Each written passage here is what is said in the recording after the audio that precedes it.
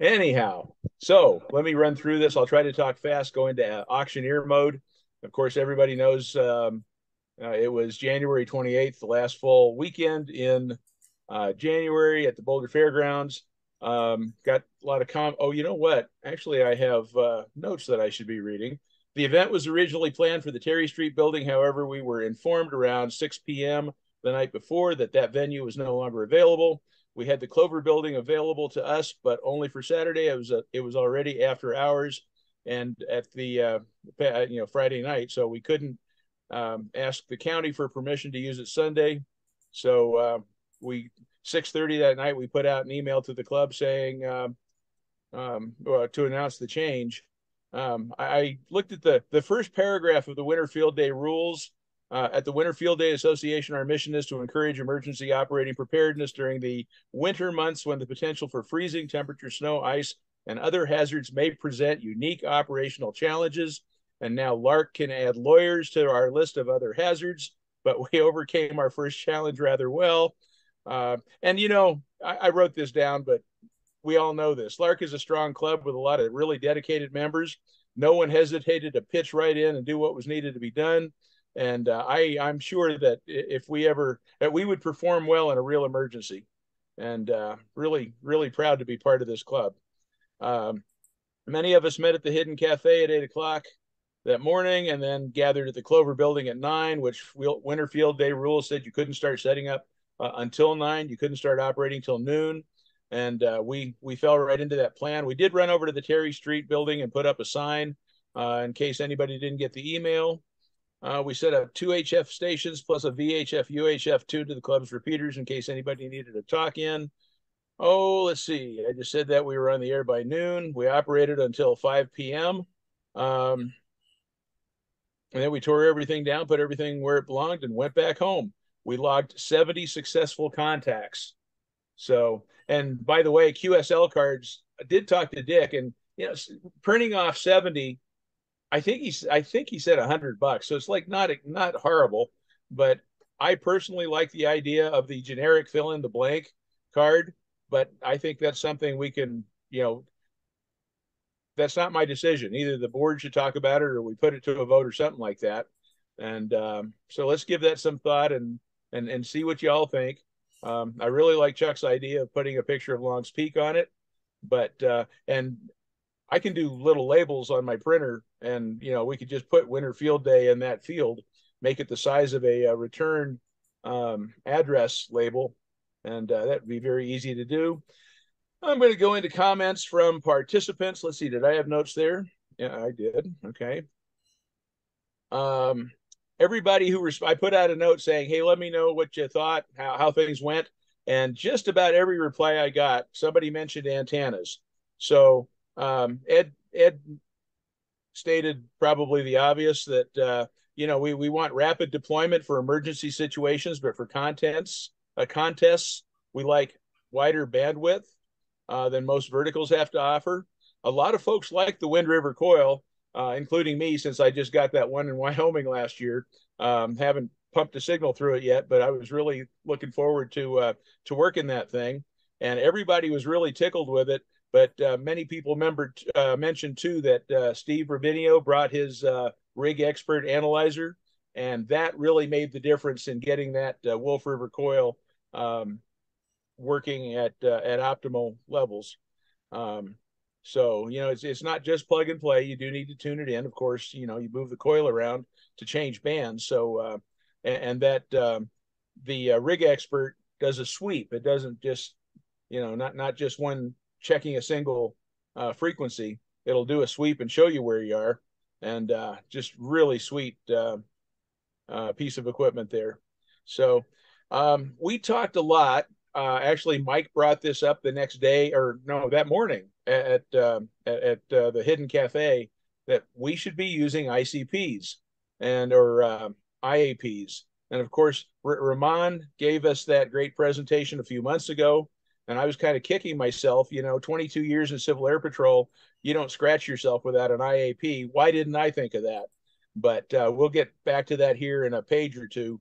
But I think we should really focus as a club on getting everybody ICS trained and start doing IAPs for all future events. So I brought that up because a few folks didn't realize that we were shutting down at 5 p.m. They missed details like that. And if we would have had an IAP, we would have had a fallback plan written in there, and everybody said, Terry's closed. I bet they're over at the Clover building. So just one small benefit of the formal formal documentation there.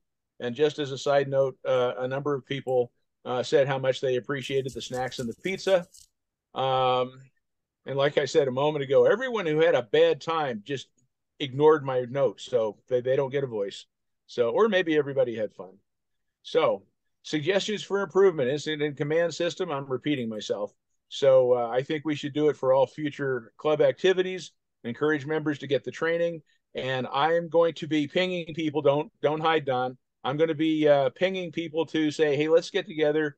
And I said form an action team. I think we can do a lot of it in email.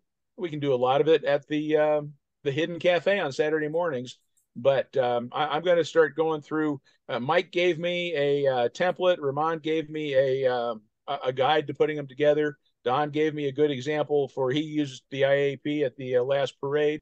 And so I just think we ought to have a meeting of the minds and start making this a regular thing with LARC. So again, antennas. Last year we had some kind of contraption where it held a mast, and Fred Nichols drove his truck on it to hold it in place. And if we want, if we're talking about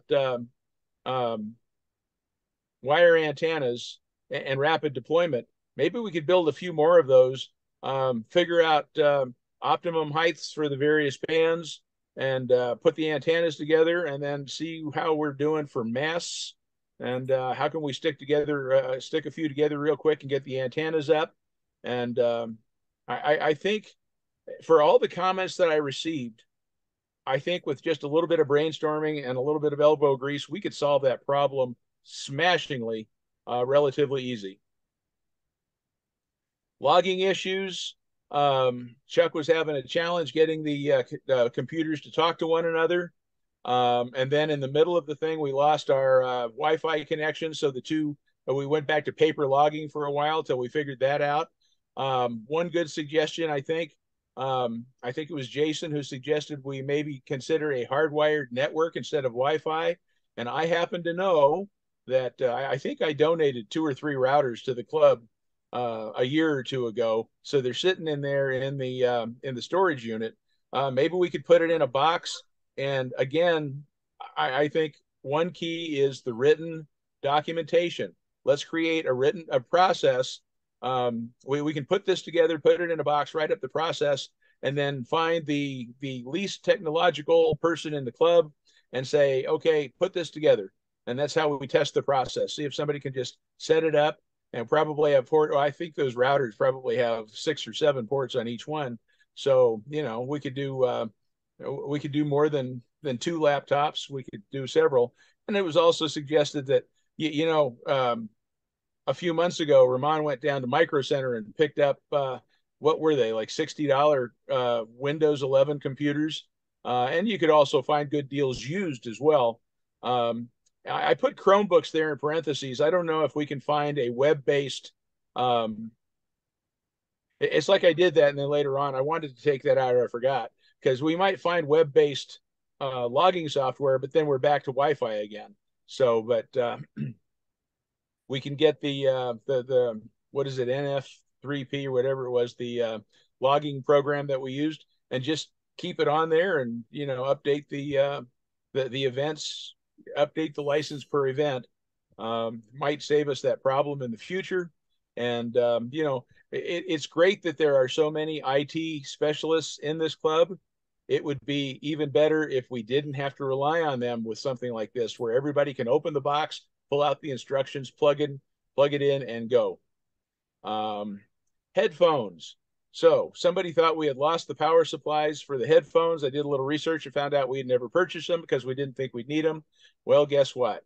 Um, it would really be handy if we had the power supplies for those little splitters. Extension cords would be handy.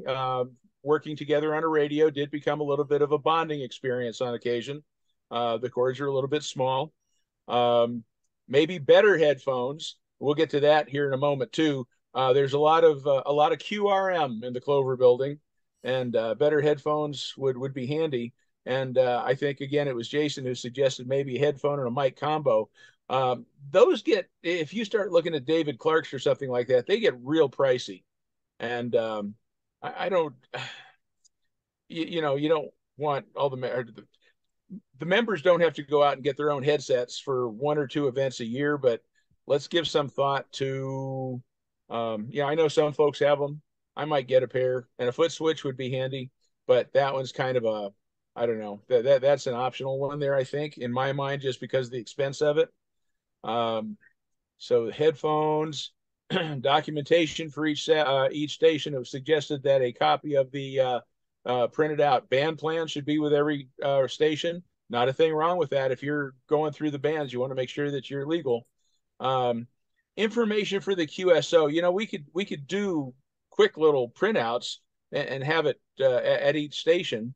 But this sort of thing should be included in the IAP. And then the night before, we just print it out for however many stations we have. But I think that, and I did a really sloppy job of centering that, didn't I? But anyway. And it was suggested by Mr. Robinio, I believe, that a lot of this could be cured with more practice. And, I was thinking about this when I read it. Every time we do something like this, somebody always comments about, boy, I love these club events. It's just great getting together with everybody. So this one right here would almost be a reward more than a challenge. Chuck was saying he wanted something to do every month. Maybe we should look at mini field days, talking about the little boys club, girls club, how I forget what you call it, but we could get NCARC and the folks up the mountains and say, hey, let's just do our own little field day and just see how fast we can get up, get the antennas up and get up and running. And then, of course, Ramon's always doing the POTA and the SOTA anyway. So but let's turn this into a training exercise. That's one of the comments that came up that just really smacked me. It's like, yeah, that's a great idea. Let's go do that. So there was a few conflicting comments. And this gets back to the QRM in the Clover building. So I remember last year as well, it came up that, boy, when you're working those radios and there's, 5 or 6 people in the back of the room talking, it becomes real difficult to operate. And then I want to say it was John suggested that, we ought to have something going on in the back of the room to keep those visitors occupied. And the more I think about it, it may not be a conflict. I've got another page here with some ideas on what to do in the back of the room, and not all of them have to be, involve large conversations.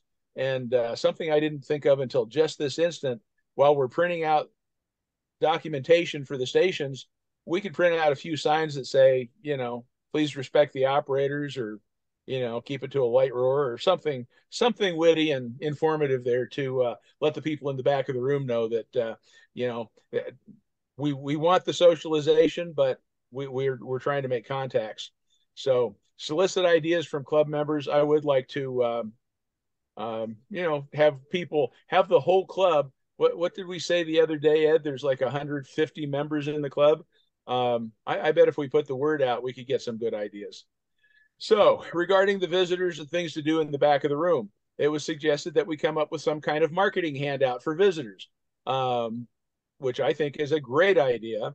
And somebody, let's see, did I put it on here? I didn't put, a few folks mentioned the QSL cards, and somebody said, how about a business card or a QSL card with that same kind of information on it? And a 2D barcode that you can hit with your smartphone, and it takes you right to W0ENO. But let's think of some kind of marketing handout, a generic club QSL, or, well, okay, we've talked about this, or a dedicated card per event. But we could use that. on the back of the QSL cards, we could have some printed that have the QR code and a little blurb on the club, and you click the, you photograph the QR code, it takes you to our website. A card game was suggested, and I'm putting that in there because it was suggested. Honestly, again, I want to keep the QRM to a minimum, but then again, when I play poker, there's a lot of groaning involved, so maybe that's why it didn't hit me the right way. Ham-related videos playing on the TV. Thanks, Ramon, our videographer. And he said, I think in parentheses after that, he said with the sound off, of course, but we could also port the logging software to the TV so people could see as we're making the contacts. We could put grid tracker up there, and so that people can see the map and the line shooting across the map from Longmont to wherever it is we're talking. And by the way, just to throw it out, our very last contact of the day was to Hawaii, so that would have been slick to see on grid tracker. And this last one I put in there, I know I've heard of this, but it's a software application that runs on Windows, and it's not called the poor man's Geocron, but there was some kind of online application that people used to refer to as the poor man's Geocron. So I think that if it's anything like the real Geocron, that would be a really cool graphic to have up on the TV. So if anybody knows what I'm talking about, please tell me.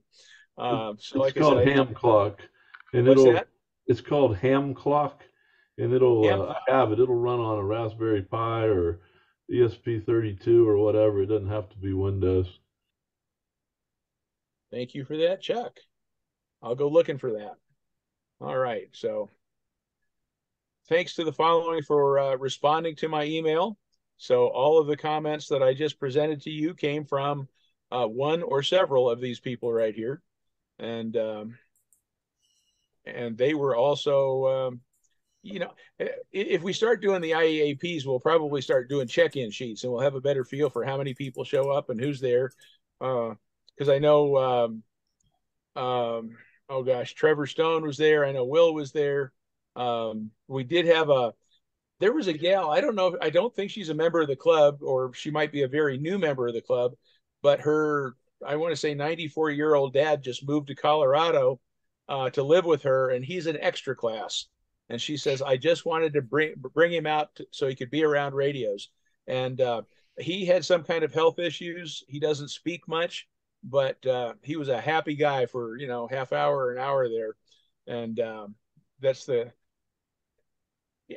everybody knows this and appreciates it. And we sort of touched on it. Chuck mentioned it at the beginning.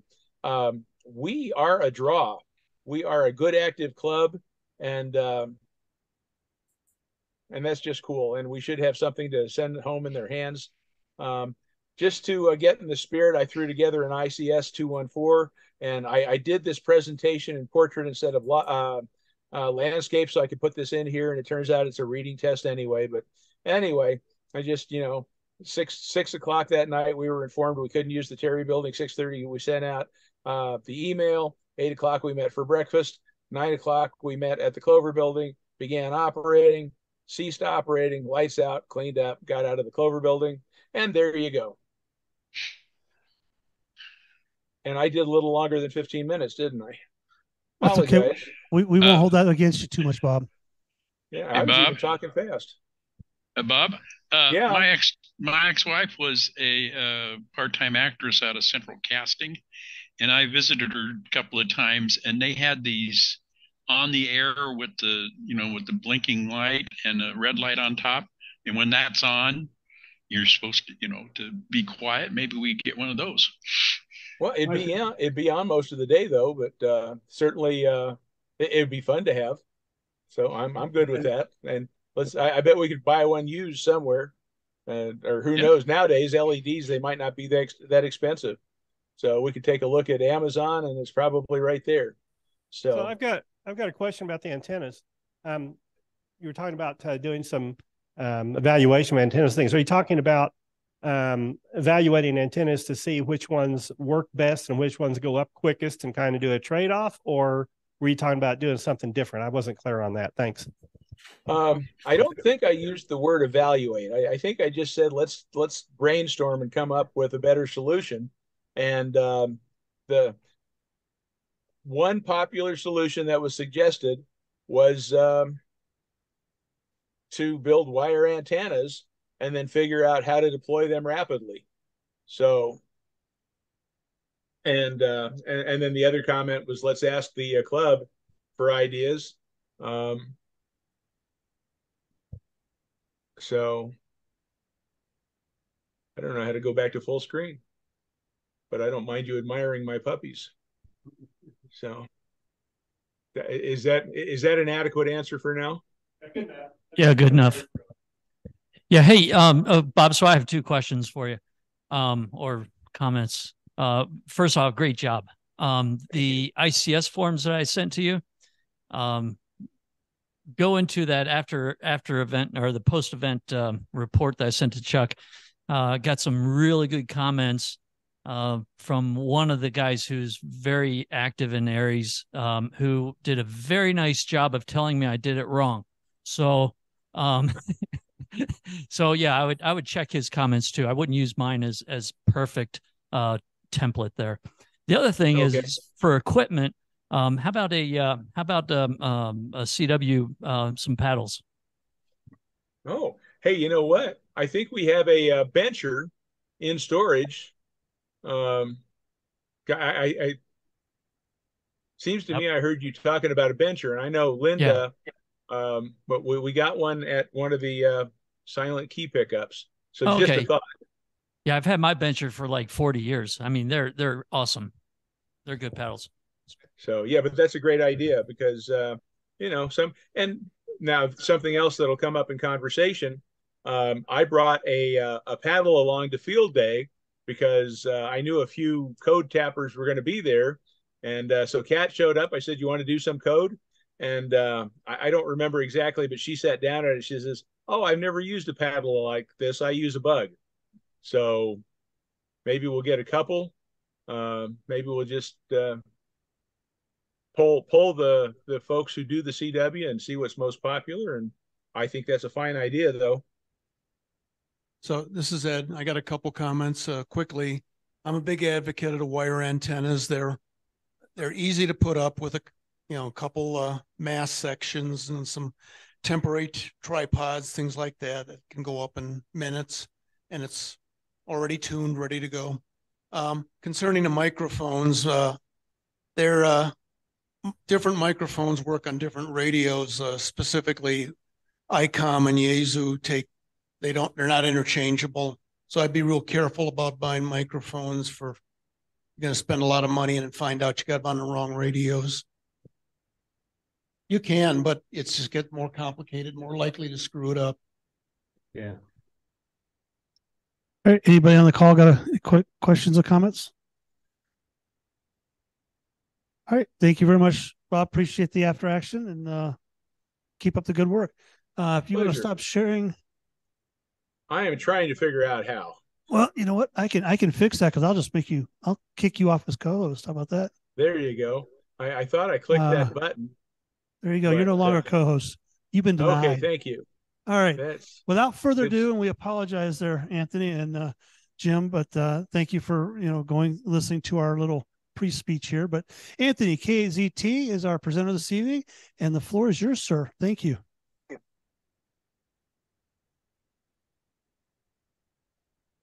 Me a thumbs up if you're seeing my screen share. Very good. Well, good evening, everyone.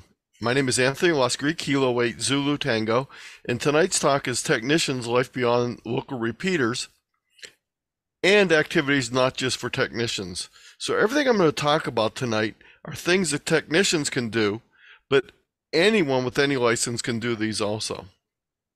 This is my contact information. I'll go through my website a little bit later, but kzt.com is my website. This is a scenic railroad that I work on. We don't have steam all year, just 2 weekends out of the year. We have diesel the rest of the time. Tonight's presentation is available at tiny.cc/btech, or you can scan the QR code. That'll give you access to resources that are embedded throughout the presentation. I'll have this slide at the end also for you. Anytime you see this link symbol or this special font, that means that there's a resource that you can click on for more information. So the whole idea of this presentation is to maximize your on-air experience. Maximize the use of your current privileges by going beyond just local repeaters. Explore new modes, new bands, new activities, and hopefully have more fun. A couple informal observations. Most techs limit their operations to VHF, UHF repeaters, and occasionally simplex FM. Many get their licenses but fail to get on the air, or get on and burn out quickly. Some upgrade their licenses, but many do not. Sadly, some drop out of amateur radio completely. If you look at the national statistics, it's about 51% of the licensees in the U.S. have technician class license. There's a drastic change in repeaters over the last 15 to 25 years. When back in the 80s, my wife and I spent a lot of time on the repeater. It was our link between us when I was mobile or she was out of the house. Because we did not have cell phones, there was no way to text.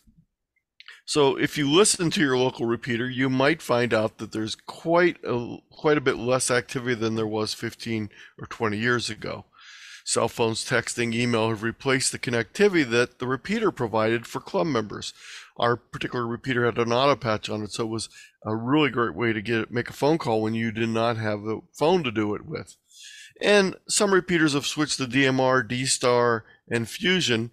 And for new hams starting out, this often can be quite confusing as opposed to the traditional analog repeaters. Early novice and tech licensees on-air activities typically included HF contacts. Typically, novices did not have phone privileges on or VHF privileges at all, so quite a few of their contacts took place in the HF-CW subbands. Tech Enhancement added 10-meter phone and data privileges, but the 10-meter band is highly dependent on sunspot activity levels and often limited to local contacts only under certain times of year. Now, we'll have some good news about that in a few moments. Seems some of the excitement of getting that first license may have faded along with the FCC's mailing out of paper licenses. So to keep the excitement, it is important that techs and other licensees in a rut get involved in a variety of amateur radio activities, and I'll say new radio activities. Mentoring, not just licensing new hams, should be an essential part of all radio clubs. Depending on your license, there are 3 paths you can take based on this talk that I'm doing today. If you're a technician, I'll provide you with numerous things for you to try out. If you're general or extra class, you can do all the activities, but you actually have more frequency and mode allocations than a technician licensee. And if you're already doing many of the things, try something else new or mentor people in the things that you've already done. So I mentioned novice enhancement. There was an announcement in the March 1987 QST about novice enhancement. Basically, addition of novice privileges on 23 centimeters, 1.2 meters, 1.25 meters 222 band, and 10-meter phone and data privileges. These enhancements were very significant, but there were a few catches, gotchas. The full 10-meter band phone subband was not included, only 28.3 to 28.5. Voice privileges on 10 meters did not include AM or FM modes, only single sideband. Power was limited to 200 watts. That's not really an issue for most beginners, though. Now, we keep talking about technician licenses, but we're talking about novice enhancement.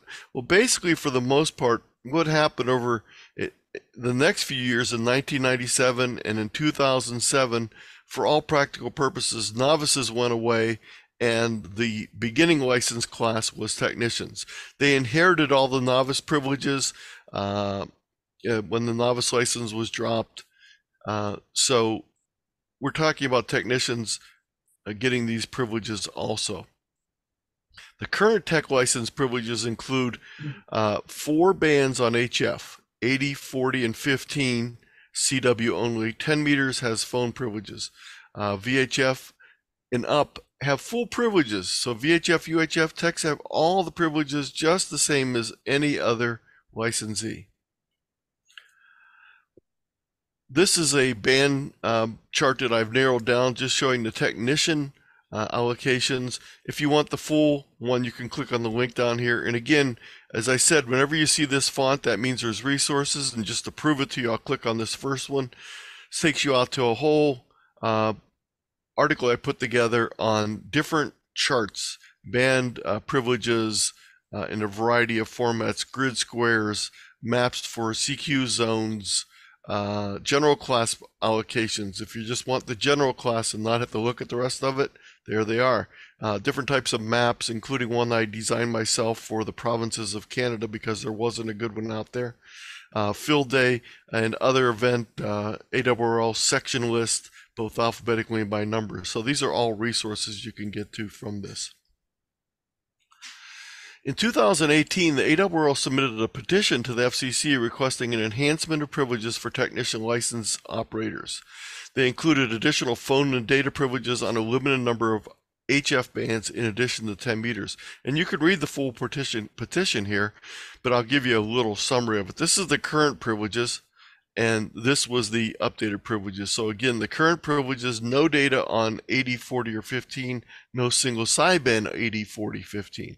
Under the proposed changes, RTTY digital modes, including FT8, etc., would be available in the current CW allocations, and single sideband would be available in these limited subsections of 40, 80, and 15. Now, there would be no changes on 20 meters or 160 meters, no additional privileges on the work bands, and no privileges on 60 meters, no change in power limits. So when will this take effect? No idea if or when. Everything sort of went into hibernation during COVID, and even actually before COVID, it pretty much went into hibernation. They called for comments March 2019, and no FCC action took place after that. So I don't know if it'll ever happen. So your choices as a tech are either upgrade to general and get new privileges, or start using some of the privileges you have through some of the things I'm going to talk about tonight. First of all, some myths of tech license. One of the biggest myths is that VHF, UHF repeaters are the only activity. Another myth is there's no HF privileges. Only code experts can make CW contacts. There is no way to work DX. 6 and 10 meters are always dead. You can't work FT8, FT4 on your privileges, and microwave bands are useless. So let's go through and see if we can bust some of these myths. But before we do that, let's just talk about the things that are throughout the rest of this presentation. I'm going to be talking about single sideband for techs. There are the one HF band and all the VHF, UHF bands are available. CW for technicians on 4 HF bands. Digital modes such as FT8, PSK31, RTTY are available on 10 meters and 6 meters. FastScan TV on UHF, Wi-Fi on Arden.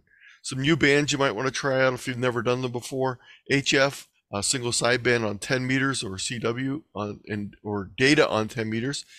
CW on 80, 40, or 15. VHF 6 meters, 220 microwaves. And some new activities you might want to try out. With that UHF, VHF radio that you have right now that you operate through the local repeater, you can also do simplex, you can do satellites, you can do some contesting, SOTA and POTA, and some other things. So these are basically the options for someone with a technician class license. You can upgrade to general and get more privileges, or using your technician options, you can make local QSOs. And we all know about making them through the local repeater, but you can also make local FM simplex contacts. If you want to make regional QSOs, maybe a state or two over, you can do things like link repeaters, or use single sideband and FT8 on 6 and 2 meters. These bands are both available for you to use and will provide you with regional contacts. Even though the bands may not be open nationwide, 6 and 2 quite often give you regional coverage. As far as more distant QSOs, your options come down to using HF, whether it's 10 meters, phone, or data, or CW on 80, 40, or 15. Satellites can give you quite a bit of wide coverage. And if you go to IP backbone repeaters such as Echolink, as we talked about earlier, you can talk to people all over the world, but you won't have 100% RF path. Only part of the path will be on RF. Nothing wrong with that, but these are some of your options available. And this is just the rehash of those.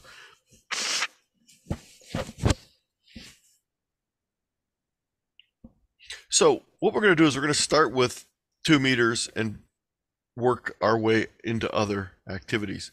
So the easiest thing you can do is try some simplex activity instead of just repeater activity. And depending on your club, this may be something that you already do regularly, or it might not be. There's a national calling frequency, and this is where I'd suggest you start out by monitoring that, calling CQ there every once in a while, and seeing how many contacts you can make simplex.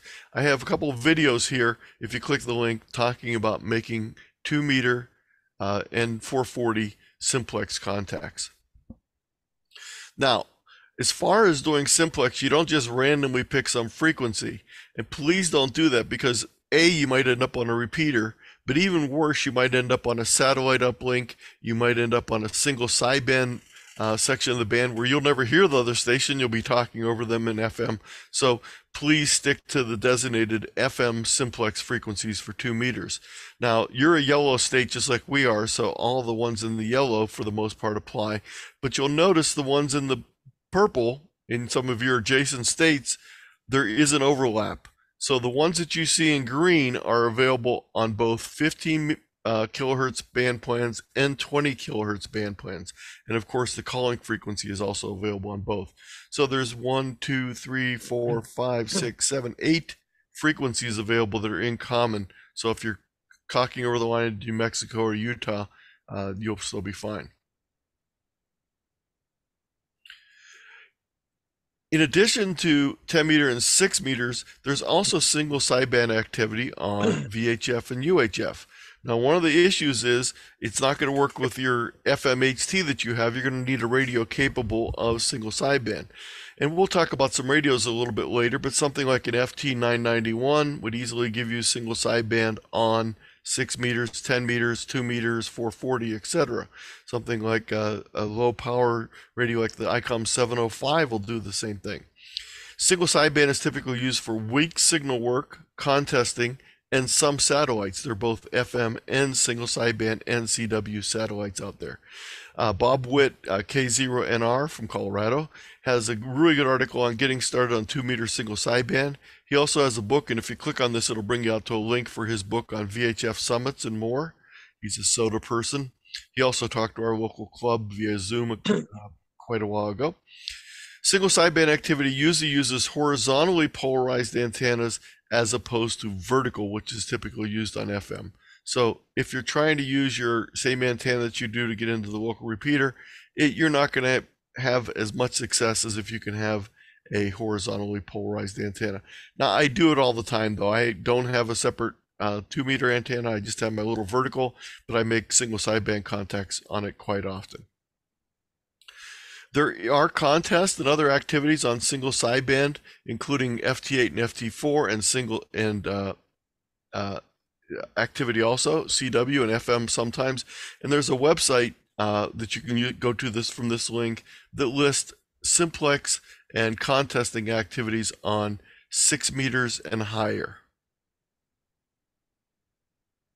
I also have a presentation on Beginner's Guide to VHF UHF that talks about getting on the air. It talks about getting on repeaters, but it also talks about simplex, it talks about antennas, it talks about radios, and it talks about a lot of features. You can go to the slideshow, and then you can watch each of the 3 one-hour videos. These were part of the Rat Pack group. Marty Wohl, N6VI, and I put these together last July, and they've been very popular. Please, if you're doing UC Tech classes, please feel free to provide all this information to them, so that it's a lot of good information on getting on VHF and UHF for beginners. I mentioned satellites. With the rare exception of a few older HF satellites, all satellite privileges are available to technicians. There are basically 5 different types of satellite type contacts you can make. Low Earth orbit, FM based, low Earth orbit linear transponders, which do single sideband and CW, high orbit linear transponders, geosynchronous orbiting satellites and using the space station either as a repeater, just as you would with a satellite, or making direct contact with it. But when they're not using it, they set it up so it works pretty much like a satellite. There are currently no higher orbit linear transponder satellites available to us. I had a great time back in the 80s using Luscre 10, but there's nothing like that available right now, so you're not going to get worldwide activity. There are a number of low Earth orbit satellites available that we can use, and they're very easy to use, but you're not going to get quite as wide a coverage as a high orbit. There is no geosynchronous orbit satellite available in region 2 of the ITU, which is where we're at. There is one available in region 1, which is Europe and Africa.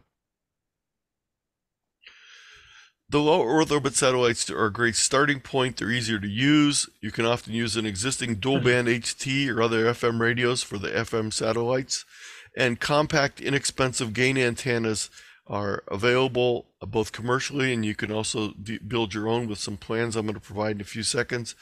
This is a dual band antenna. You can't see the 2-meter elements because they're pointing towards us, but you can see the 440 elements that are showing there. If you would rotate this, you would see that there's 3 2-meter elements on this that you can't see. So Sean Kutzko, K9X, has a great series on satellites. He has everything from getting started to full duplex to operating linear satellites, etc., etc. In addition to each of the slide presentations, he also has a video to go with each one. The components of a satellite station for low Earth orbit FM consist of a dual band radio. It's helpful if it's full duplex, but it does not have to be. There's not that many that are full duplex out there, but if you do have full duplex, it can be helpful. It can be an FMHT, a mobile radio, or even a multiband radio like the Yaesu 991, FT818. I know it's been discontinued, but there's hundreds of those in the 817s, its earlier version out there. The ICOM 705, 7100, 9700. These would all be suitable radios to use, and I have a link here with more information on buying radios, which I'll talk about a little bit later. You then need an antenna, and you need an antenna that covers both 440 and 2 meters. The Arrow antenna that I was showing in other pictures, about $125, $150. But there are other ones available, including a plans to build a $4 radio from some basic materials, and even a way to modify it to improve the $4 antenna. So there's a variety of things you can use. Back in the olden days, you had to have software on your computer to be able to track the satellites, and you can still do it that way, but there's 2 great sites out there where you can do all your tracking using online tools. It doesn't require to download anything. Heavens Above and N2YO are both great places. And again, if you click on either of these images, you'll go to that website and you can track satellites from there. And actually, I think I have the N2O. Doesn't look like this link is active, but this one over here is. Before we leave 2 meters and 440, there's some other things you can do with a local repeater besides just using it for everyday use. There's a group up in Michigan that has something called a repeater crawl, and I'll talk about this in a few minutes, but it's similar to a pub crawl. You can also have weekly training nets, radio operations, emergency nets, CW training, etc. So you're using the FM repeater for more than just making typical chats. The repeater crawl is very interesting. It's from Keith Armitage, KD8ZSK, and they've been doing this for a number of years now. They have a net that starts up on one repeater and then moves sequentially through a number of different repeaters as the night goes on. To keep everyone synchronized, they use NetLogger, which is a online net management software, so you can see who's logged into the net and keep track of records. They also do a spreadsheet showing which repeaters they're going to visit that night. So it encourages hams to try new repeaters, program new repeaters into the radio memories, set up PL and encode and decode, test, see which antennas and power levels work with different repeaters. Let you discover repeaters that you can successfully reach with your station setup, and or make improvements if necessary. In addition to 2 meter and 440, if there's repeaters in your area that include 1.2 gigahertz, 6 meters, or 10 meters, of course, techs won't be able to do 10 meter repeaters because they're not in the portion of the band that technicians have, but other people could. So this idea of a repeater crawl, and again, you can click on the link here from Keith, and he has information on how to set up a repeater crawl for your area.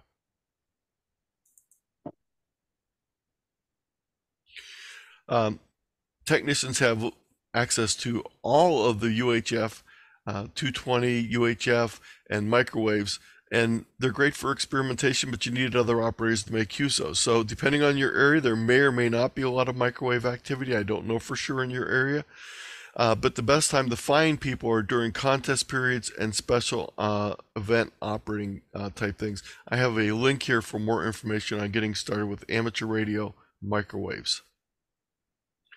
Now, when you start talking about long distance, all the things we talked about before aren't really that great except for the satellites. But using HF and 6 meters can give you an opportunity to make long distance QSOs.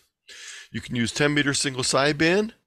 You can also use 10 meter digital, RTTY, FT8, FT4, which are very popular and very active. You can also do the same thing on 6 meters. On 40, 80, and 80, 40, and 15, you can utilize the CW privileges you have there. Now, of course, this requires that you learn some basic CW or that you use a CW decoder software or hardware. And I'm not going to tell you not to do this or to do this, but that's one route to go. If you are interested in learning CW, though, I can give you a couple hints, and I'll talk about those in a few seconds. So the problem is most techs are not trained in CW. The top of the bands where technicians have access do not have as much activity as the bottom of the bands, but that's not really a problem on busy weekends such as contest and field day. The thing I want to stress is you do not need to be a CW expert to make a single contact. Carrying on a rag chew for a couple hours with someone at 40 words per minute requires special training. Being able to make a 13 word a minute, send your call sign, send a 599, and send a 73 does not take the same amount of effort. So making a contact in a contest can sometimes be an easy way to get started. I have a whole presentation called Having Fun with Morse Code, and it goes into great detail in all different aspects of Morse code for any license level. And it talks about different privileges, different learning methods, etc., etc. The one thing I'm going to tell you about learning is probably one of the best ways is to have someone else that you're working with. Have a buddy, do an in-person class, have an on-air activity, or there's 2 great online services available to help you learn Morse code. One is called the CW Academy. It's part of the CW Ops group. They have 3 classes a year, three sessions a year with multiple classes in each session. And if you sign up, you will be assigned to one of a small cohort, usually 5 to 10 people that work as a group. They meet weekly, a couple times a week via Zoom, and they practice together and you progress. There's different levels of classes you can take. It's free. You don't need to be a member even of the group to do it. The second group is called the Long Island CW group. They have a number of different classes, but they don't have cohorts. Basically, you go to their website, and once you do that, you go to the calendar and you pick out any class you want to go to, whether it's a beginning class. They use something called the carousel. So you can jump into any beginner class at any point you want, and they're going to be doing 3 to 4 characters a night. All the classes that week will be doing the same 3 to 4 characters. So if you come back next week, you can do 3 to 4 different characters. Whether you're taking beginning or whether you're taking a more advanced class, you can do that. Plus, they have a bunch of other classes. They have a boat anchor class, and they have a portable operations class, a CW key aficionado class. But you do need to join the club. It's not that expensive. It's like $30. You can get a lifetime membership for $90, and they, as I said, they have about 75 to 80 classes a week, all different times, including some designed for people outside the United States. They have one called London Calling. There's a number of members who are from the VKs from Australia and New Zealand areas. So it's a great group. And if you're interested in more information, I did an interview with Howard WB2UZE, who's the founder, and he talks about what the Long Island CW group is. I also do a session for them. I'm a member of the group, and I do a session on Tuesday nights called The Joy of Operating. I'll let you watch the video on your own. A lot of people are interested in getting involved in digital modes. FT8 and FT4 are probably the fastest growing modes out there. They're very, very, very popular. And they are also the #1 offense that the FCC will send out information to technicians, because technicians only have one band on HF where you're allowed to operate FT8, FT4. Even though there's CW privileges, there's not FT8 or FT4 privileges on 80, 40, and 15. And a lot of techs get mistaken about that. You can do it on 10, 6, 2, and up, but you can't do it on those other bands with a technician class license. I have a whole presentation on FT8, FT4. FT8 and FT4 are examples of digital sound card modes. There's a bunch of other ones in addition to FT8 and FT4. But basically, the way a digital sound card mode works is the radio acts the same as it would on single sideband. So you need a single sideband radio. You need a computer, and you need a sound card interface, whether the sound card interface is in the radio itself or whether you have an external one. The sound card interface takes the information from the radio, sends it to the computer, takes the information from the computer, sends it to the radio. Now, we talk about them as sound card modes, but actually the magic doesn't take place in the sound card. It's just a conduit. The magic actually takes place in software that runs on the computer that encodes the information via the keyboard, puts it into an audio signal that's then sent to the radio via the sound card. On receive, the software decodes the information, bringing it in. So again, it's the software, not the sound card, but we call them sound card modes. And in the March issue of CQ Magazine, there will be my quarterly article in the Ham Radio Explorer. In this March's issue, we'll be talking about getting yourself ready to do digital sound card modes by either having a radio with a built-in sound card or adding an external sound card interface, interfacing that to your computer, and then installing desired sound card mode software programs. WSJTX, which has FT8 and FT4, also has some other modes in it. FL Digi, these are both free softwares. Will give you access to all of these and more digital modes, including some things that are not really digital modes like CW, encode, and decode. RTTY. If you add one additional piece of software before you add the software, the other software packages, this is actually a software-based modem. And this replaces things like Pactor and Pactor 3. It's called VARA. And this WinLink is used quite often in emergency communications. So is VARA FM, VARA Chat, VARA Images are all methods that incorporate this VARA software-based modem. 6 meters, unlike 10 meters, techs have full privileges on 6 meters. All modes, all frequencies. You can operate FM, you can operate single sideband, you can operate CW, you can operate 6 meter repeaters. Those are all available. 6 meters is great when the F layer is highly ionized, but when it's not, sometimes you get sporadic E layer activation. So 6 meters is called the magic band because it could just pop open even when you don't expect it. Sometimes it seems dead, but it can open up. Most newer HF radios already include 6 meters. And as I said earlier, I have a whole presentation on buying radios.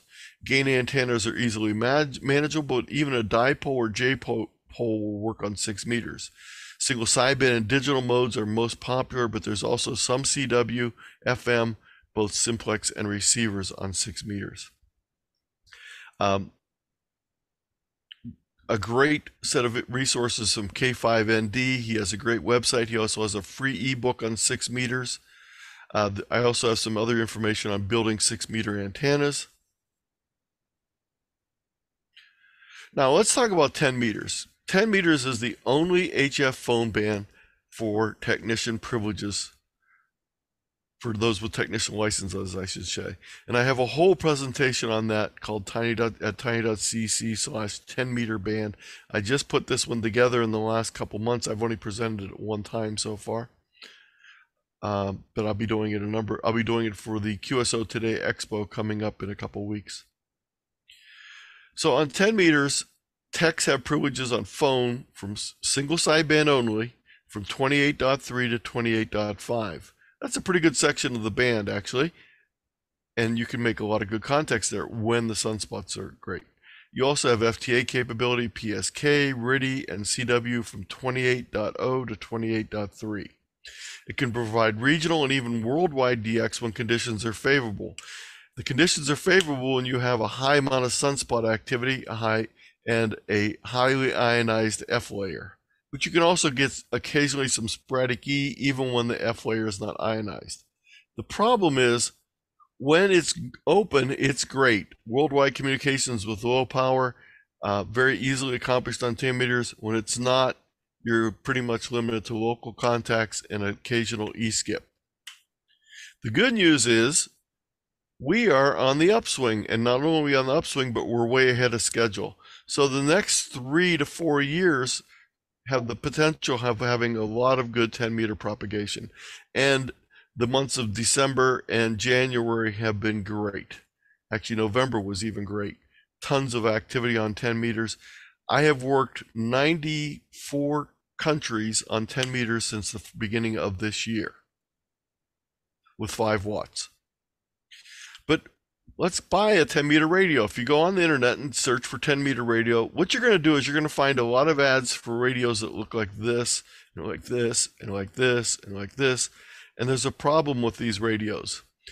These are what I'm going to call CB vendor 10-meter radios. They're not CBs. They do operate on 10 meters, but there's some problems.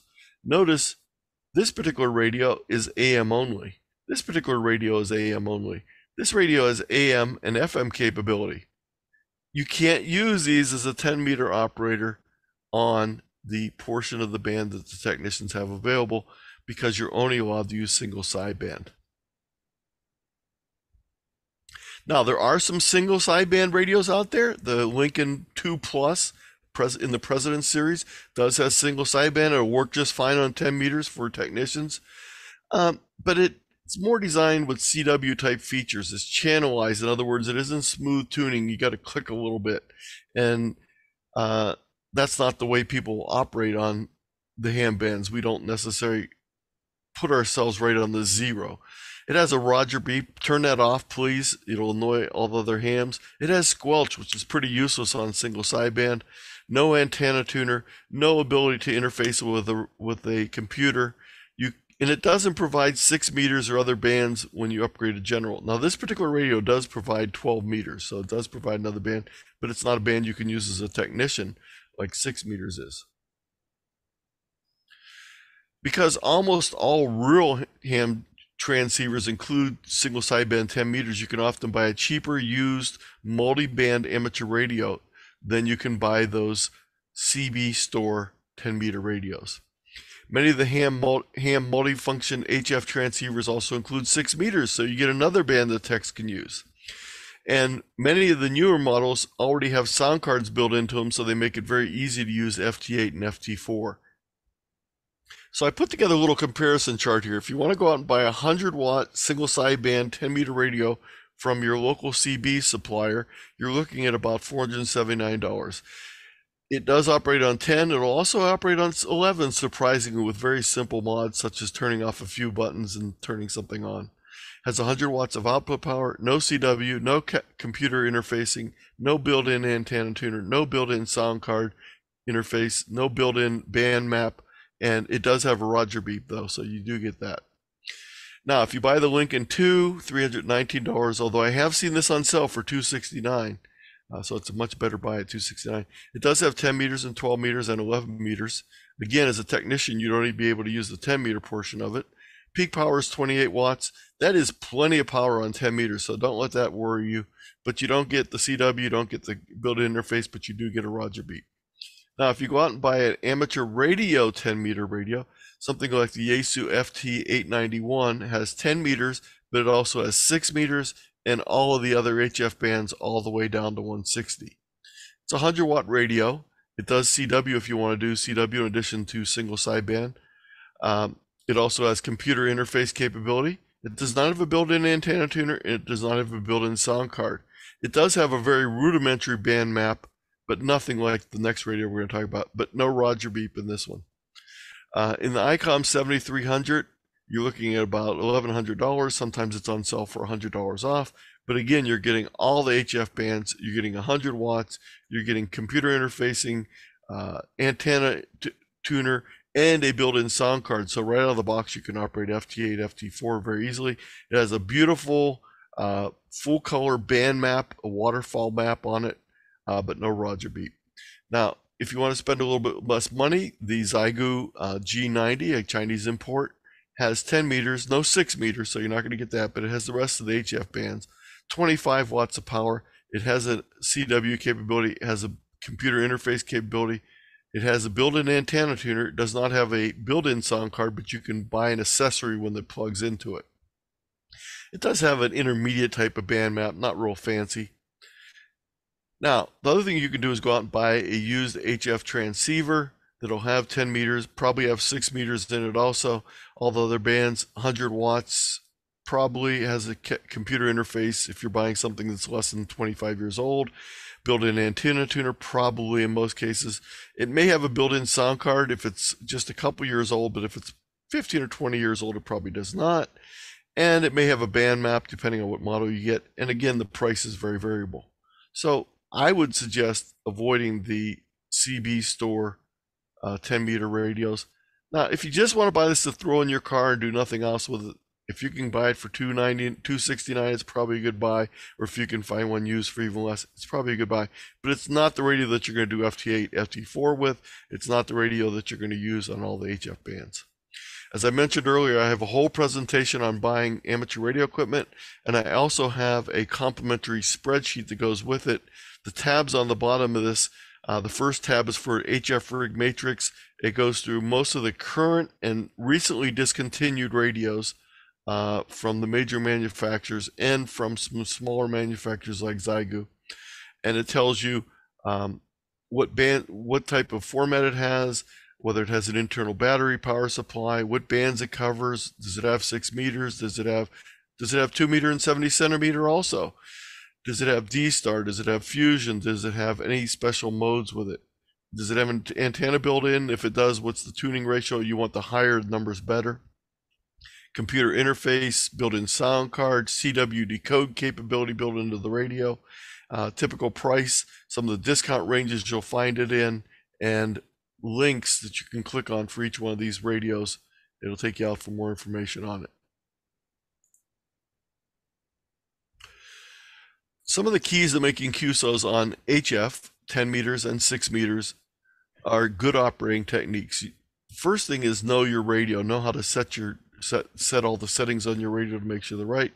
The next thing is listen to some HF contacts and learn the syntax of typical contacts. It's sort of formulaic when you're starting out. You give your name, your location, your antenna, your radio, maybe some other information.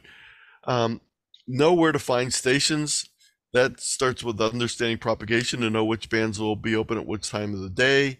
You can use DX clusters to see who's on the bands at a specific time. I have one that I use all the time from VE3 SUN, sits in the background. I can see right now that if I'm looking for something on 10 meters, there's not a whole lot on right now. There was earlier today, but that's again a feature of propagation. It's now nighttime here, so 10 meters is closed for the most part, but you can see that there's quite a bit of band activity on different bands. The reverse beacon network is good for CW signals, but not for phone signals. I have a whole presentation on basic techniques, and a lot of making contacts on HF involves timing and working through different things. So if you go to this link, you can go through this whole presentation. I'm just going to show you a couple of quick slides here. Breaking into make contact, or especially if there's multiple stations calling, is a lot like getting on the freeway. You need to know the rhythm and the rhyme to get properly started, know your exchange that you would give on the air, etc., etc. So all this information is available in the Get in the Rhythm, Know the Rhyme, and Dance the Dance presentation. One of the great ways to make more contacts on HF, especially on 10 meters, is get on when there's a lot of activity. When does that happen? Number one time for increased activity is during contest. So even if you're not interested in the competition aspect, there's a lot of potential contacts to be made. And the good news is you don't need to send a login. The other stations won't lose credit or anything like that if you make one contact with them. So don't worry about doing that. But you do need to know the rules of the contest so you can make sure you give them the right information. So I would suggest if you want to make a lot of contacts, learn a little bit about contesting, at least to know what's going on.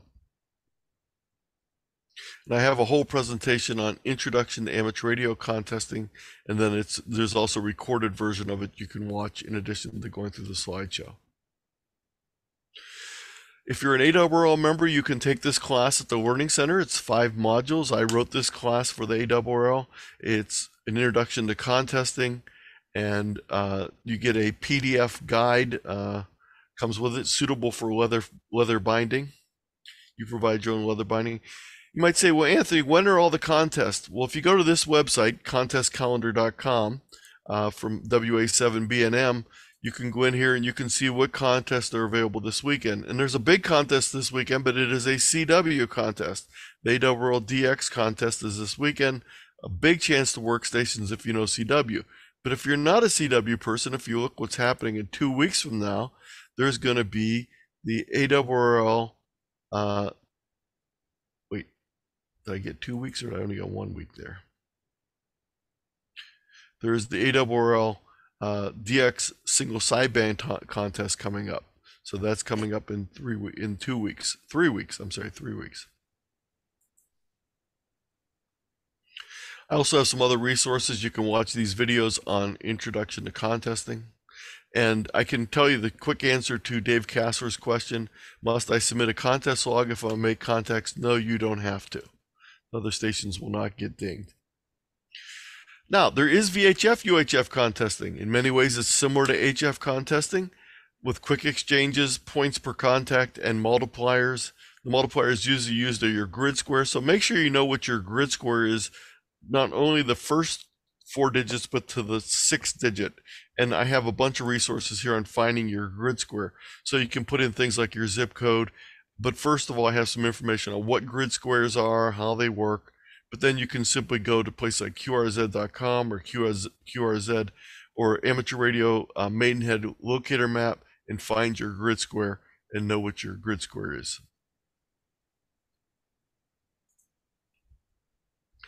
The modes of operation include single sideband CW, FT8, and FT4. Some VHF contests also have some FM. These are the typical places on the band where the contest takes place. The phone contest on 6 meters, CW takes place here, FM activity takes place around here, and so forth and so forth. One of the unique things about VHF contesting as opposed to HF contesting is the whole idea of QSYing. QSYing simply means changing bands or frequencies. And what will happen is a lot of times when you make a contact with someone on 6, they'll say, what other bands do you have? And if you have 2 meters, they'll go up to 2 meters next and work 2 meters. If you have 220, they'll go there. Maybe you don't have 220, so they'll skip to 440. Maybe you don't have 1.2 gigahertz. But the whole idea of working the same station on multiple bands, usually starting on the lower bands and working your way up. But you can do it the other direction also. There's also a lot of roving that takes place in some of the VHF, UHF contests. So those are some things you can do. And again, the major contests, there's 4 major VHF, UHF contest weekends during the year. January, ARRL, June, ARRL, CQ Worldwide in July, and the ARRL in September. Again, the N2SLN contest calendar has a lot more information on these type of activities. Most activities on single sideband and FT8, but there is some CWN activity and some FM activity, mainly on 2 meters and 440.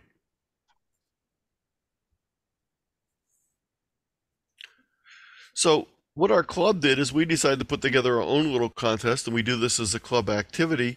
We have some parks in our area. We're part of Summit County. I know that you have a Summit County in Colorado. We also have one in Ohio. Our summit's not quite as high, but it is a high point along the canal that runs through this area. So we have Summit Metro Parks, and what we do is people go out to the parks, and then when we have something called CFARC to the Field, CFARC is our local radio club, and we set it up so that we can operate on mostly technician privilege bands, but also some people wanted to add 10 meter FM. So again, technicians couldn't do that. And it's just a quick way of setting up and giving people in the club a chance to make contacts with other club members with a low pressure situation. I have a presentation on checking out your station. Someone asked me one time, I got everything set up and I'm going out and doing POTA, Parks on the Air activities, and I'm not getting anyone answering me. And I said, well, no one must like you. That's the reason. So they're just not answering you. And I said, but if you're not sure about that, here's a whole bunch of ways to check out and see whether it's what's going on. And one of those methods is to listen to yourself on online software-defined radios. And I have a whole presentation on it, but I also have a short 4-page guide that I put together because I do this with students a lot of times when I'm out in schools. I need activities that they can do on their own. And this basically comes down to be able to provide a kid with a free, high-performance, single sideband HF receiver with antennas. And not only that, you can pick from 125 of them all around the world. So by going out to either the WebSDR or the Kiwi site, that gives you access to receivers around the world that you can go to and tune in. So we could go to one in the Netherlands, we can go to one in Utah, we can go to all these different places, pick out one of these and go there, and then we can tune that radio and listen there on that radio. Let me find one let's go to the Northern Utah one. This might also be a great activity to put at your back table that you were talking about during the time when there's a contest going on. When I think it was Bob that was talking earlier, you could have this information available through QR code, so they could simply shoot the QR code and they would get the information and go out to the place, and then they could listen to for your stations that are operating on the other side of the room. So basically, you go in here and you get a tunable transceiver. You can pick the band you want. You can pick the mode you want.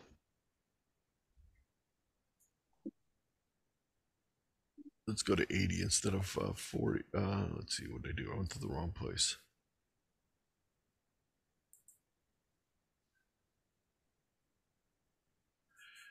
And you can simply choose where you want to listen. I'm in the CW band now. Let's go up here and you can change modes on the radio. They're a little bit different interface on some of them than others, but you can change the filtering. And if you don't have an HF radio, it's a good way to start listening to HF. I have a whole presentation on portable and field operations. There's a bunch of other activities you can do, and I call them the OTA activities. Summits on the air, parks on the air, islands on the air, and so forth and so forth. I have links to all the information on these. And again, techs can take part in these both on 10 meters or on VHF and UHF. A bunch of other things you can try out. We didn't even talk about digital FM modes such as DMR, D-Star, Fusion, etc. Echolink, your club is already talking about that, so that's great. APRS, fox hunting doesn't require a license. So people can be out fox hunting that are just becoming interested in radio, or if they have a technician license or an extra class license, it doesn't matter. You can go out fox hunting. Construction, building kits, etc. So where do you get help with all these new activities? Well, read a book. I have a link to the ARRL bookshop here. Read a magazine. There's really only 2 ham radio magazines left in the United States. There's the ARRL magazines, including QST and ham radio. I forget the name of the new one off the top of my head, and CQ magazine. And I know CQ had a lot of problems getting magazines out for a couple months, a couple years ago, but they've been on time for the last, I think, 9 months. I write an article for them. I'm not pushing them because I get more money, because I get zero money for writing the articles for them. But it's nice to have another magazine available. So take a look at that. Visit my website, k8zt.com. If you go up here, I have a whole section on news. You can get DX news, calendars, etc., and then a bunch of information on different types of operating. Tips for new hams, maps and charts, contesting, Morse code, propagation, digital modes, VHF, UHF, QRP, etc. I have information on different ham resources under rules and organizations, different information on different models of radio under radio and tech, and I have a whole section on youth resources. And in the youth resources, I have something that you might find useful for the next time you're doing a public service event. I have this youth ham radio handout. And the nice thing about it is you can print this thing out, laminate it, and then the kids can simply use their phones to shoot the QR code, so you know that the paper goes home with them, as opposed to handing them something which they'll quickly lose, including things like how to build a Morse code key out of a clothespin and some thumbtacks.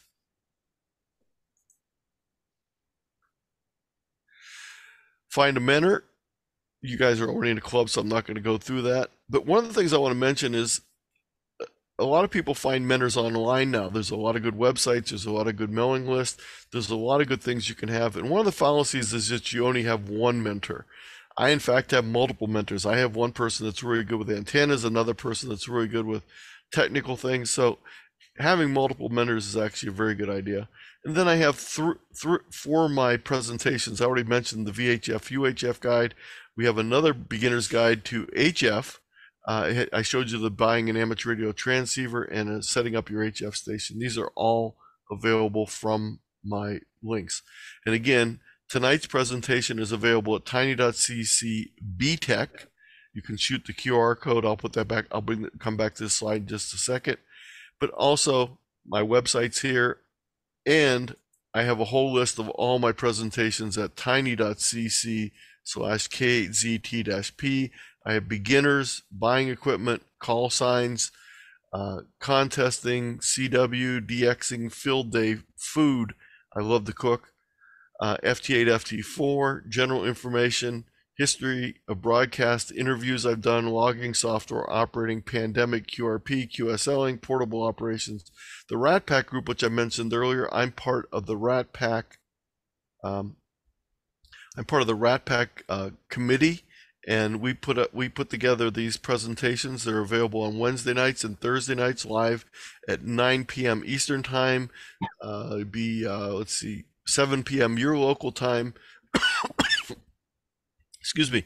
And all the sessions are also recorded. We've done over 264 presentations. You're welcome to use them for club meetings, for your own personal use, etc. There's a wide variety of things. You can click on the various tabs and find them by topic, by presenter. And you can also get notified when presentations are going to be done by signing up for our mailing list. But again, you can see that they had one tonight on Wednesday night on Operating from the Other Side of the World, the WB8M story by Marty. So these are all available, and all my other presentations are available. So again, thank you very much. I'll leave this on the screen for a few seconds, and I'll take any questions.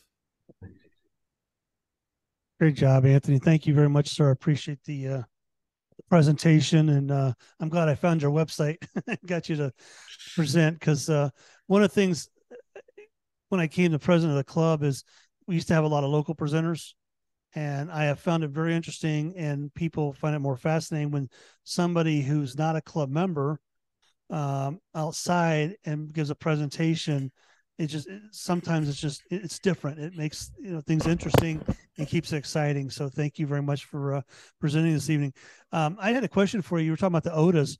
Have you done BOTA yet? Have you done boats on the air or beaches on the air? I've not done boats on the air, but I'm planning on doing lighthouses on the air as one of the things that we have a couple of them that aren't too far from here up in Sandusky on Lake Erie, and there's also some in Erie, Pennsylvania, which is not that far from here. Actually, Jim is from Erie, and so I'm going to try and do some lighthouses on the air this summer. I do parks on the air. Every state has a summit on the air. Most of them are a lot more boring than your summits on the air. Like the Florida summit on the air, I think is 280 feet high.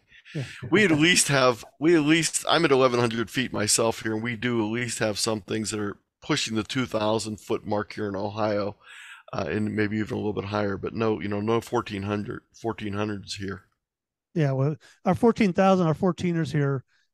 We have a few people that actually go up there, but it's a very elite group. So you won't catch me up there at a 14er. That's for damn sure.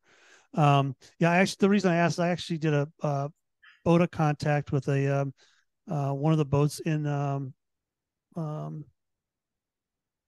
Chicago on Lake Michigan, and got a nice QSL card, and it's a really cool new thing. And I was also saw a thing called BOTA with beaches on the air, which is kicking off as well, which kind of started over in Europe and is gaining some notoriety as well. So there's a couple of more OTAs that people can participate in and get on the air. And I was going to do a BOTA I was in Myrtle Beach a couple of weeks ago, but unfortunately couldn't carry my HF equipment because my wife didn't want to be a pack mule because I can't carry anything heavy because of my back surgery. So unfortunately I wasn't able to do that, but I told her, I said, I got to go pack and do a BOTA one of these times out at Myrtle Beach. So does anybody have any questions, comments? Please speak up. Anybody in the room here? Really good. Thank you. I'll show you me operating in Colorado here. 1 second. Let me just get this. And we know Mr. OG. He, I found out when I became a club president, Dave Kessler actually was a member of this club many, many years ago when he worked at IBM out here in Boulder. So I'm trying to get him to come back on this side of the mountain, but I haven't had any success yet. So a couple of 2 years ago, on my way out to California on the California Zephyr, I was trying to work all the state QSO parties. The problem was I was going through, I thought that was in here. Is it not? I gotta find, I was going to be on the train during the California QSO party, and I wasn't going to get there in time to actually operate. The slide is not. Well, I did APRS when I did the train to Salt Lake. That was pretty cool. So what I did is I got off and used my KX2 on the platform in Glen Canyon for about 15 minutes and made enough contacts to qualify for that. But I thought that was in this slideshow, and it's not. I know which one it's in. Here, let me just bring up my other one here. My wife and I try to travel for field day every year, and a lot of times we include trains in it. So I actually have a presentation called Trains, Mixing Amateur Radio Field Day and Trains. And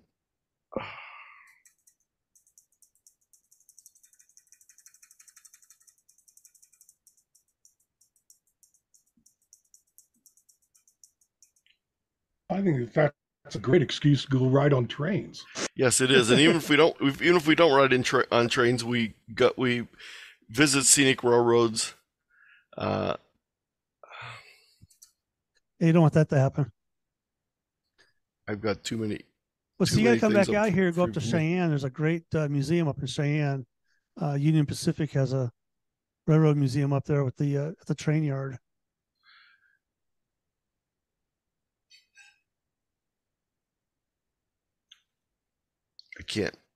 I can't just go to the slide. I gotta scroll through all this, unfortunately. That's okay. Anthony, you just got so much stuff to go look at. So this is me operating from Glen Canyon, outside the Amtrak train in 2021. That's cool. At least they didn't leave you there. Well, I was very quick, and then I didn't think I'd get a chance at any other station before we got, but it turned out when we were in Sacramento, we had a little delay there because someone passed out on the platform, and they had to bring the paramedics in. So I actually had about 15 minutes, so I made about another 7 contacts in state for the California QSO party after making 4 contacts out of state for the California QSO party. All on 5 watts. That's great. Yeah. I made both CW and phone contacts. Now, this picture is actually posed here because I didn't get pictures on the way when I was actually making the contact. So when we came back through Glen Canyon, I actually stood there and my wife took the photograph. The thing you'll notice that's missing from the radio, whenever you're operating portable like this, I always have a drag wire for a counterpoise. So that you can tell that this is a fake picture because I don't have the counterpoise on it. But it is the same location. And I did have the radio on, but I didn't make a contact on the second trip through. You didn't have an alligator clip and just hook it to the train, use it one big long wire? Yeah. By the way, if you're ever doing pedestrian mobile or anything like this, make sure that whatever you're using as a counterpoise has a break point in it, either an alligator clip or a banana plug. So I actually have a banana plug to the radio so that if you step on it and I step forward, I don't fall over. The radio doesn't come out of my hand and you don't fall. So it just breaks the cable loose. And your $1,000 electric craft is still used for the next event. Yeah. Does your wife have a call? Yes, KA8 ODP. And actually, when we do this, when we do the train presentation, we typically do it together. Perfect. That's great. Any questions, comments, anybody? Now, did you have videos and presentations on your trains on the list? I don't really have a lot of videos. I have a couple of videos in here, but not a lot. And this is the train that this is the scenic railroad that I volunteer on. It's in the Cuyahoga Valley National Park. It's called the Cuyahoga Valley Scenic Railroad, and it's pink area is where it runs. I have a 96-year-old train buff in the house who these days he spends most of his time watching old videos. We can watch some old videos of me. There's a bunch of videos of me as a trainman. This is we actually have more California Zephyr cars than any other railroad of the 1940s vintage. This is 1947. Are you sharing? Oh, I'm sorry. I stopped the sharing. There we go. So this is our Cuyahoga Valley Scenic Railroad. And as I said, it runs between Cleveland suburbs to Akron. There's a canal that goes through the area. But we have more of the 1940s California Zephyr cars than anyone else. We have 3 of the domes, 4 of the domes actually. This is the Silver Solarium, which is the observation, has the dome and the observation deck. We do a holiday train called the North Pole Adventure. We're diesel. We bring in the steam locomotives just for special events. We have it comes in from Fort Wayne, Indiana for 2 or 3 weekends during the year. We also have a lot of people that ride the train one direction, then bike or kayak down the river or the trails.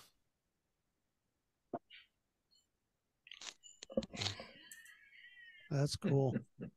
And this is the North Pole Adventure. I'm one of the North Station conductors, so I greet the people at the station with my flashing bow tie.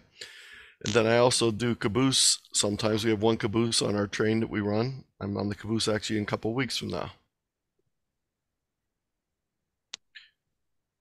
So did you work for the railroad in a previous life? No, I did not. I worked in a hospital microbiology lab, and then the last 20 plus years I worked in education. I was a technology coordinator for local school districts, and then the last 5 years I did teacher training on using technology in the classroom. This is I retired in 2016, and we were teaching teachers how to use remote connections using Google Classroom or other tools, and they would just roll their eyes like, I'll never do this. And then 3 years later they got to do a lot of it.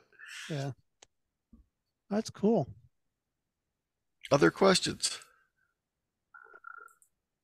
Well, you'll be here. No, Anthony, go ahead. I'd just like to thank you, Anthony, for the great presentation and making all of this available to us. So thank you very much. Oh, you're very welcome. All right. Again, thank you, Anthony. Appreciate it. I'll be in touch with you, and I'll get you that information on NOTA and other things that we talked about previously. Very good. And I'll think about maybe a presentation for the Rat Pack for you. If there's anything that you'd like to hear in particular, maybe I can try to put something together for you. You kind of got a little bit of a feel of what type of club we are here in Longmont. I am trying to get us, a lot of clubs have gone all technology, a lot of clubs have gone all social. I'm trying to keep both active in the hobby. So it's been a challenge, but I think, as Bob said, everybody seems to really enjoy the club, and our numbers are growing slowly. But again, we do testing once a month here in Longmont. So we average 4 to 5 texts every month new. We just got to get them on the air. And that's why I'm hoping to do like the Echo Link and some other exercises as well. So I'm an idea person. I also usually implement the ideas, but like a lot of clubs, I tell the club, this is your club, not mine. So if you want something done, come up with an idea and run with it. Well, very good. And if you want to have me back, or for any other clubs in there you want a presentation, I'm more than happy to do it. You have my list, and I'm always adding things to the list. I put 2 together. I just getting the one on QRP contesting started up. I did another one for the DX 2 DX groups this last week, and this last month, and they both asked me some questions. So I'm putting together a new one on analyzing your log using spreadsheets for them. Cool. Yeah, I'm definitely going to spread, give your information to our little brother, little sister up at Netherland, Colorado, in the Indian Peaks Radio Club. They're always looking for presenters, and I got to talk with their president on Friday. We're going to get together. He's got some issues up there. He's looking for my suggestions, so I'm going to see if I can help him out. But again, I appreciate it. Longmont Amateur Radio Club appreciates it as well. And actually, what I might try to get our event coordinator to get a hold of you as well.